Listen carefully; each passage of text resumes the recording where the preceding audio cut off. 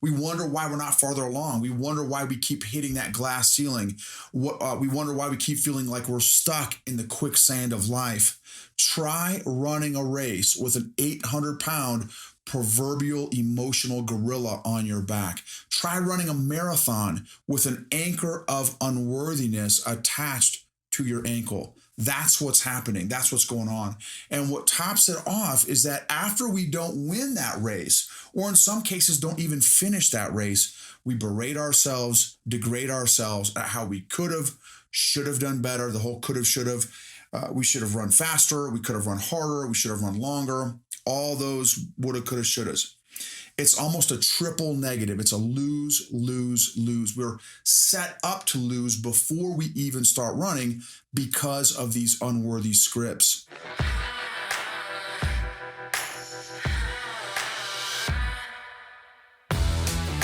Welcome to the EQ for Entrepreneurs podcast.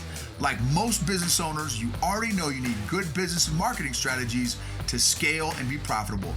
But at some point, you've hit the dreaded wall where you feel stuck and frustrated.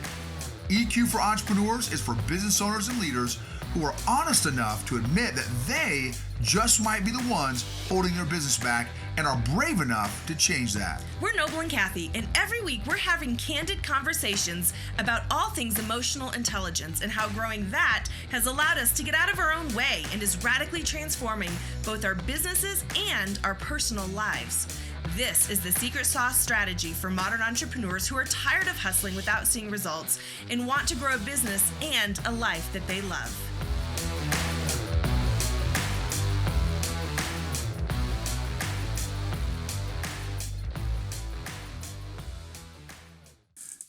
Entrepreneurs, leaders, and influencers, welcome to episode 47. Today, we're going to be discussing feelings of unworthiness, where they come from, and how to overcome it.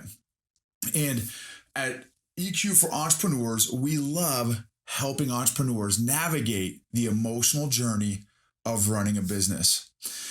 But first, have you guys taken our taco quiz yet? Now, here's my quick disclaimer for those of y'all that are watching on YouTube. I'm going to be reading my notes a lot because I want to make sure I don't miss anything. So check out our taco quiz. You heard it. I said it. Taco quiz. For those of y'all that know me personally, know that there's a story behind my love of tacos. Very quickly, a few years ago, I had a medical procedure and I was coming off of anesthesia. My wife hears this mumbling in the curtained area where I was laying in my hospital bed kind of area with a nurse. She was setting me up with all the different cables and IV lines and all that kind of stuff. And my wife hears this mumbling. Well, she comes in. I was giving a 10-minute motivational talk on, guess what?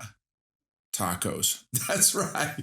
So if you want to waste 10 minutes of your life discovering things about tacos that you have never known before, YouTube Noble's Taco Talk. So that is where my love for tacos comes from. So it is in there for sure. So we decided to make a quiz about tacos. So if your business was a taco, what topping would be missing?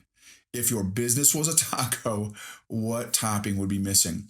It's a fun way to see how your emotional intelligence as a leader might be hindering your business. You can find that quiz at eqforentrepreneurs.com/taco quiz.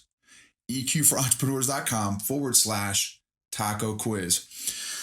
Please, we would love it if you shared our podcast, this podcast episode, with one other person that you feel may be struggling or has struggled with this topic. It would be super helpful. And then also, we'd love it if you would rate and review it. Again, if you're getting value from it, we'd really appreciate that. Okay.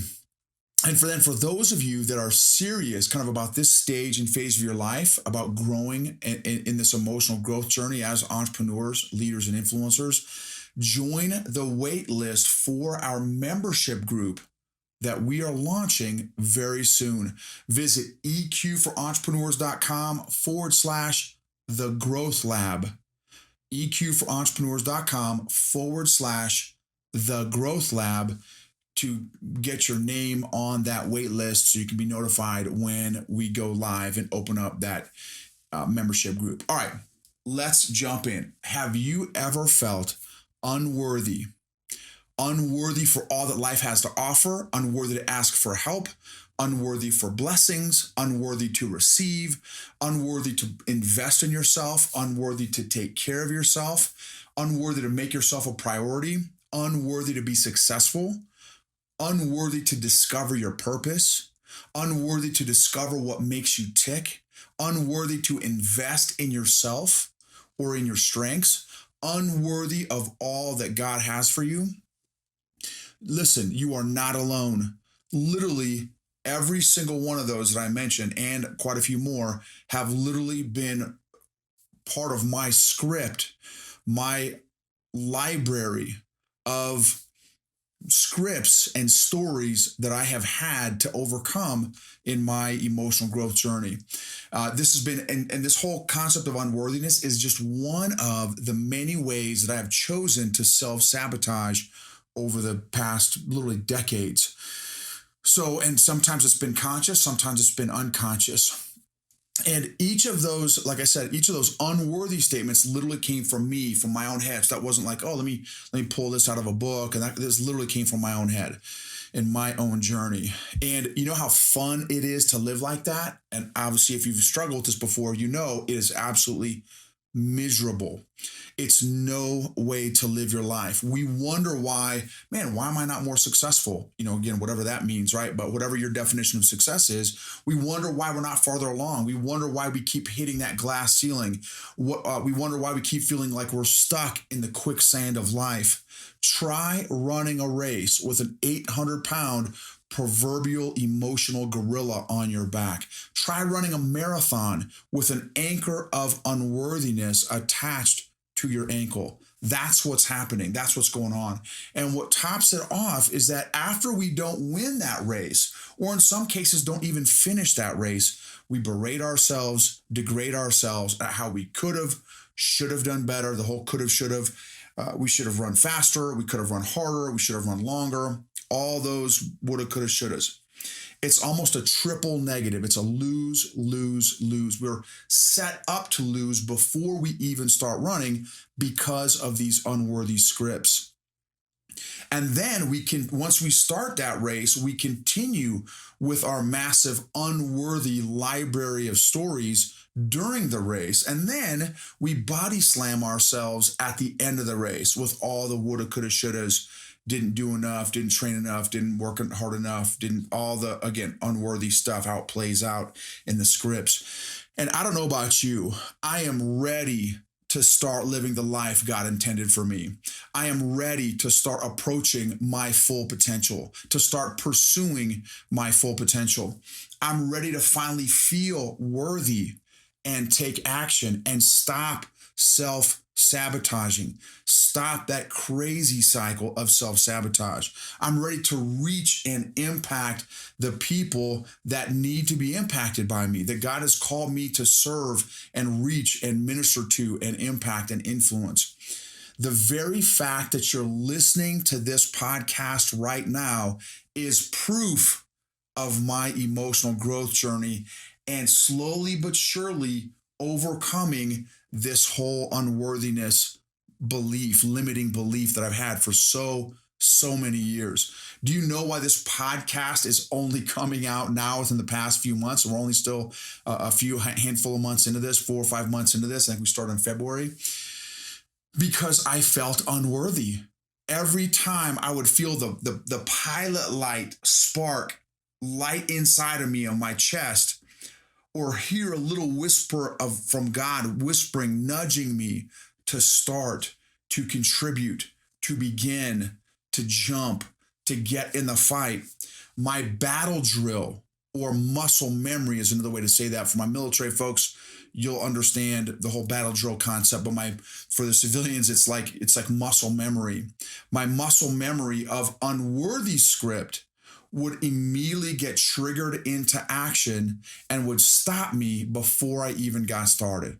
So why are you just hearing about this now, this podcast? And why is this a relatively new podcast? Because again, I have been self-sabotaging through one of the areas that I've been self-sabotaging is this whole area of unworthiness. So this is proof of my growth, proof that if I can do it, you can do it as well. What's worse is the number of people that are impacted by my decades of unworthiness, of me embracing and believing this limiting belief, this lie that I am unworthy. My wife has been negatively impacted. Our daughter has been negatively impacted. All those that would have been positively impacted may have been missed because I have been self-sabotaging in the area of unworthiness for decades. And here's the doubt. So unfortunately, there is a ripple effect of negative consequences for this whole concept of unworthiness. And so, but here's the deal though. Again, there's hope, right? Because it's a choice. It's a decision. It's an acknowledgement of where you're at right now. Just, part of healing and growth. John Maxwell defines it this way. The first responsibility of a leader is to define reality. Just admit it. Hey, you know what? Man, you know what? That you're right, Noble. I never thought about this before. But man, I absolutely have been struggling with unworthiness for a month, for a year, for 5 years, for 10 years, right? Fill in the blank. Just admit it. Give yourself the freedom and the permission and the grace and the space to admit it. Hey, man, I've been struggling in this area. This is an area that I absolutely need to tackle. So acknowledge that this is happening in your life. Acknowledge that you've been struggling with this pit in your stomach or lump in your throat or that soft, vile record player stuck in the rut of unworthiness, that it's been affecting you negatively for some time. Now let's get to work. Let's do something about it. Let's start today to get working on you and working through and growing through this barrier. And again, if I can do it, you can do it. Because literally 3 or 4 years ago, I was not even aware of my feelings and emotions, nor was I aware of others' feelings and emotions. You want to talk about the ultimate clue bus of emotional intelligence that drove right by for decades, and I never jumped on the clue bus. I missed it every single time. So literally, a few years ago, I did not even know that these two words called feelings and emotions even existed. I know it sounds completely lame, but that is the real deal, Holyfield, y'all. That is the truth, okay?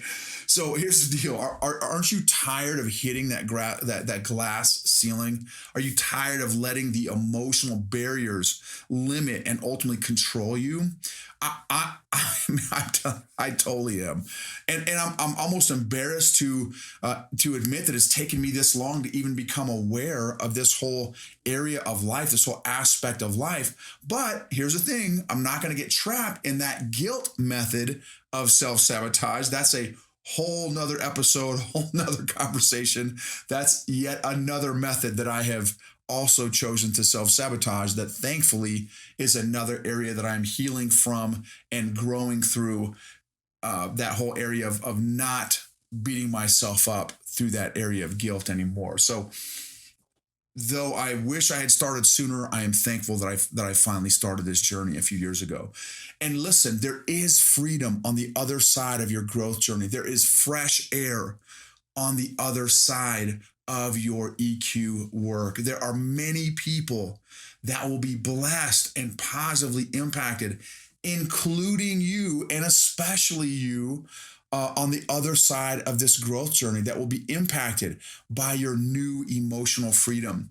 There are new business levels, new ideas, new dreams, new goals, new milestones, new people that are on the other side of this emotional growth journey that you are on. And this is I say this quote a lot. So if you've listened to other podcasts, other episodes in our podcast, you've probably heard this a number of times, but we say it a lot. Hurting people hurt people and are easily hurt by people. And the other side of that is emotionally healthy people help heal other people emotionally. Emotionally healthy people help heal other people emotionally by your new freedoms, by your new boundaries, by your new mindfulness and presence and new kind of emotional state of being. You will be able to positively impact other people and help begin their emotional healing journey as well, just by them being exposed to you.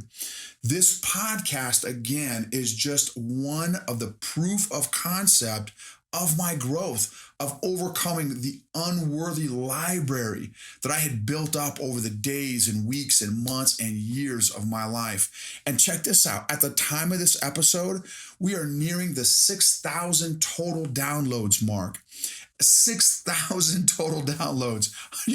Like literally, I wasn't sure if there would be 6 people that would listen to this. I'm telling you, I'm being totally honest, because again, I was coming from a place of unworthiness and self-condemnation and self-hatred and low self-image and insecurity and recovering people pleaser addict and all these different things. I didn't think we'd have six people listen to this thing, 6 downloads, let alone 6,000 total downloads. And I know for some of you guys, 6,000 downloads is like peanuts.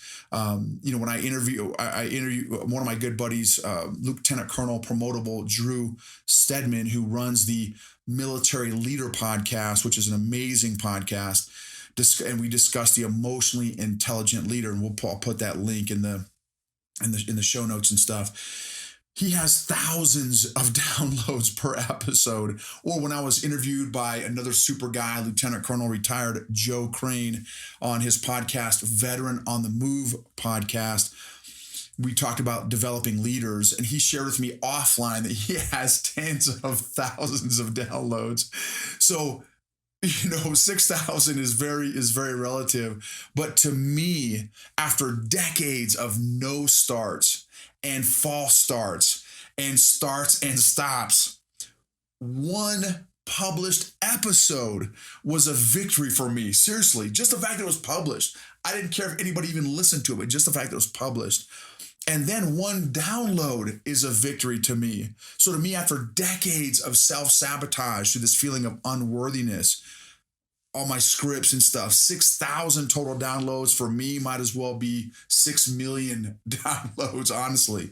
And another area that I'm celebrating which is just another whole example of emotional freedom. The fact that I can celebrate some milestones along our emotional growth journey is another monster win for me. I would never celebrate any milestones that I had ever accomplished before, because again, I wasn't worthy. Even if I had accomplished something, I wasn't worthy to accomplish. I wasn't worthy to celebrate.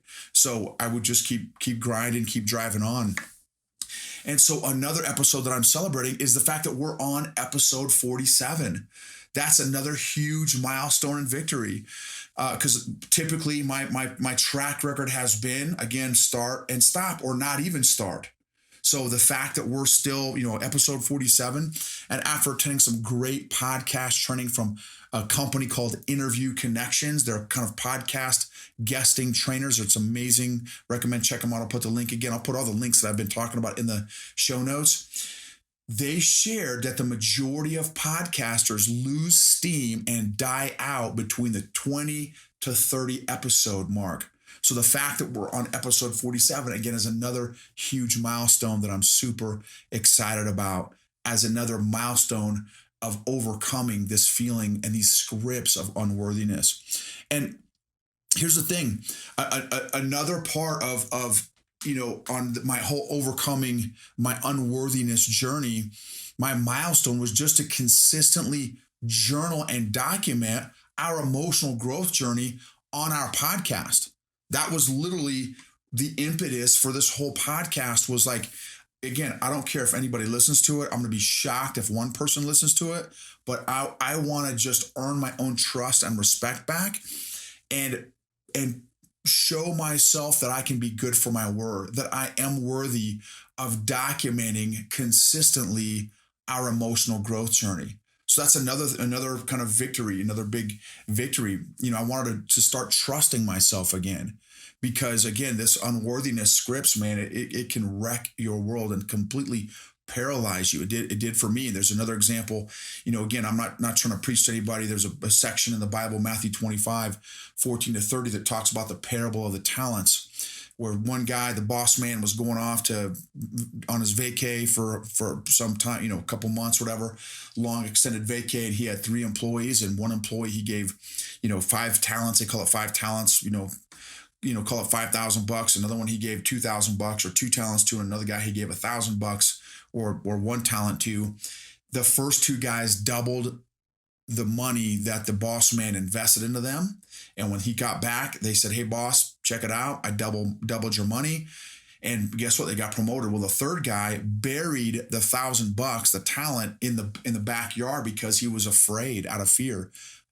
That is totally, I have been the 1 talent guy for most of my life, hiding all these gifts and talents in my backyard, my proverbial emotional backyard, because I've been afraid, because I felt unworthy. So I have absolutely been that 1 talent guy, but I am ready finally to be that 2 talent guy, and then that 5 talent guy, where I'm able to start doubling the investment that, God has made into my life, and that I have made in my life, the investment that I have made in my life as well. So how can you start overcoming your unworthiness scripts, that unworthy muscle memory, those unworthy battle drills, if you will? The biggest tip for me, this is big, is identify where it comes from. What is the origin story of your unworthiness? And I tell you, and I'll jump into some questions here to kind of help that process a little bit. There's something, whether it's psychological, physiological, there's something in the brain that, when the brain is able to make connections, because the brain is a master filer, a master organizer. It loves filing and organizing things. It's a master at filing and organizing things. So when there's this thing called unworthiness that's just bouncing around in your brain as a script, it's like the broken record that keeps on repeating and repeating and repeating, and the brain doesn't know where it came from, that it will just continue that cycle. It will continue that cycle on repeat. So just as soon as you're able to make a connection of your origin story to that script, when was that first line of that first script written about unworthiness? Was it maybe a parent or a relative that spoke something negative to you when you were a child that was seemingly forever seared in your subconscious? Was it a teacher or a coach that planted some negative seeds that you allowed to grow and even water over time, so that it's grown into some massive, overgrown, emotional poison ivy? Was it a boyfriend or a girlfriend that shared some unfounded observation or critique based on where they were at emotionally, that carried the weight of 1,000 pounds on your emotional chest, and it's been weighing you down ever since? Right? So the second part of, so my second tip would be, so the first tip is identify where it comes from. Identify what is the origin story of your unworthiness. And number 2 is take responsibility. Take responsibility and ownership for finding that origin story, for getting your healing and growth in this area. Take ownership and responsibility. So even if it did come from somebody else, even if it did come from a parent, a loved one, a sibling, a coach, a teacher, a relative, wherever it came from, you take ownership for fixing it. You take ownership for healing that area, that part of your life. Let me tell you my story. After reading a book called Running on Empty by Janice Webb, I discovered the origin story of my unworthiness, because I didn't know. I had no idea where it was coming from. And honestly, this was something, man, I prayed about, I thought about for a couple years. Like, man, where is this self-condemnation, this self-hatred, and this unworthiness coming from? God, help me out here. Connect the dots for me. What was it? And so what happened was, growing up in my house as a child, for as long as I can remember, the way we handled conflict was to yell at each other. Whoever yelled the loudest one, and here's the thing, I'm not trying to rip on my parents. I love my parents. My dad, he's in heaven. He passed away, 11 years ago. My mom is still, she's amazing. We call her the Tasmanian angel. But here's the reality. That's just what happened in our household growing up as a child. All the way through my entire childhood, we would solve problems by yelling at each other, yelling and screaming at each other. And again, whoever yelled the loudest won. After we would verbally assassinate each other, we would stomp off to our respective corners of the house and not come out for some period of time, 10 minutes, an hour, 2 hours, whatever the time period was. Once we had all relatively kind of calmed down, we'd end up back in the kitchen and literally act like nothing happened, y'all. Maybe you guys had amazing, discussions about, feelings and emotions and all that stuff. Not my family. And again, this is not a rip on my folk session. I'm so thankful. My dad was absolutely amazing. My mom, amazing lady. That's probably all they knew, right? The stuff is generational. So once we'd end up back in the kitchen and literally act like nothing happened. No acknowledgement of what had just happened, of the emotional bomb that had just blown up in our house, in our kitchen. No discussing the massive elephant in the room. No recognition of anyone's emotions or feelings. No apologies. No discussion. Just literally, hey, so what's for dinner? Hey, so who's playing? Who are we playing in football this weekend? Hey, what's the weather? We would just some small talk and act like nothing ever happened. So what that taught me was, so here's the connection, and this is huge. This is my origin story of my whole unworthiness script. So what that taught me was to stuff and avoid all these feelings and emotions that I had going on inside of me. It was very intense, right? Anytime you have conflict, especially I call them intense family fellowships, that by definition brings up very intense emotions and feelings. And so it taught me that my feelings and emotions weren't important. They didn't matter. And since I couldn't get rid of them, I didn't know how to get rid of them. I just start feeling all this stuff starts pumping, my heart starts pumping, my blood's pumping, my adrenaline's pumping. How can I can't take it off like a shirt. I can't wear here. Let me take that. Let me take anger off. Let me take frustration off. Let me take disappointed off. Let me take rejection off. Let me take, whatever the emotion is, sadness off, disappointment, all that stuff. You can't just take it off. And so, because they were a part of me, and evidently they weren't important because we never talked about them, we never addressed them, we never brought them up, regardless of the intensity, regardless of how we just verbally assassinated each other, then that must mean, since evidently my feelings and emotions aren't important and I can't get rid of them, they're part of me, then what that meant was, so that my feelings and emotions weren't important, they didn't matter. Well, then that must mean clearly that I'm not important, that I don't matter, that I don't have value. And I subconsciously connected that if my feelings and emotions don't have value, then I must not either, because I can't separate myself from my feelings and emotions. I don't know how to get rid of them.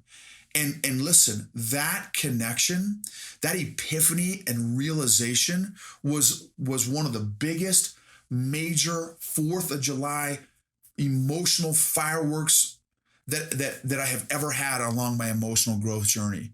That was one of the largest breakthroughs and milestones that I have ever had in the past 3 years. Now, I've had a couple other big ones, but that's probably one of the biggest, if not the biggest. And here's the deal, is every connection or epiphany of a connection to the origin story, that big? No, some are just like an emotional sparkler, on 4th of July, or an individual puzzle piece to your emotional puzzle framework of your life, while other connections and epiphanies are full-on firework shows, or like literally 10 to 20 emotional puzzle pieces coming together. This was definitely the latter for me. And this one revelation led to so many sources of different ways I learned to self-sabotage. Again, with unworthiness being one of them, guilt being another one, self-hatred being another one, self-condemnation being another one. All of them stemmed from this one realization and one connection that oh, I guess I don't matter. I don't have any value because my feelings and emotions don't matter. And my feelings and emotions don't have any value because I don't know how to get rid of them. And we never talk about them. My entire childhood, we never discussed this stuff. We had zero conflict resolution in my house. So that was a monster breakthrough for me in my emotional growth journey. So here's the deal.